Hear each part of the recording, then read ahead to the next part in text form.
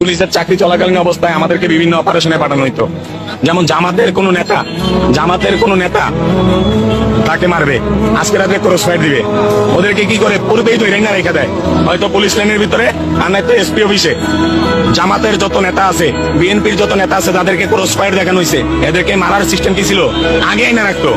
এরপরে অস্ত্র উদ্ধার করবে বললে লোকটারে নিয়ে দেয়া ওই পার্টি বিষয়, ওই র্যাব যে কিছু বক্তব্য দেয় না, প্রথমে সন্ত্রাসীরা আমাদেরকে গুলি করে, আমরা পাল্টা গুলি চালাই। সন্ত্রাসীরা এতটাই অদক্ষ, এরা ওনাদেরকে গুলি করলে লাগে না, আর ওনারা এতটাই দক্ষ, ওনাদের গুলি টার্গেটে লেগে যায়। চোখ বেঁধে পিছনে হ্যান্ডকাপ লাগে, তারপর মনে করেন কয় দৌড় দে, বাঁচতে দিলে দৌড় দে, এরপরে গুলি করে। কিছু লোক থাকে সামনে, কিছু লোক পিছনে, কিছু লোক মিডিলে, সে কোনো দিকে যাওয়ার কোনো সুযোগ নাই, হ্যান্ডকাপ লাগানো। গুলি করে মাইরা দেখায় যে ওই কি তারা মানে ডাকাতি করবে বা সন্ত্রাসী কর্মকাণ্ড করবে, এই উদ্দেশ্যে তারা বসছিল। এগুলো নাটক। মোমবাতি কিনে আনে, তাস কিনে আনে, সিগারেট বিড়ি খাইয়া ফালায় ওরা নিজেরা, নাটক তৈরি করে, একই কথা বারবার মিডিয়াতে বলে। এইগুলোর বিরুদ্ধে যখন কথা বলি, স্যার একজন নিরীহ মানুষকে কেন মারবেন, তো তারা ইস্যু খুঁজে।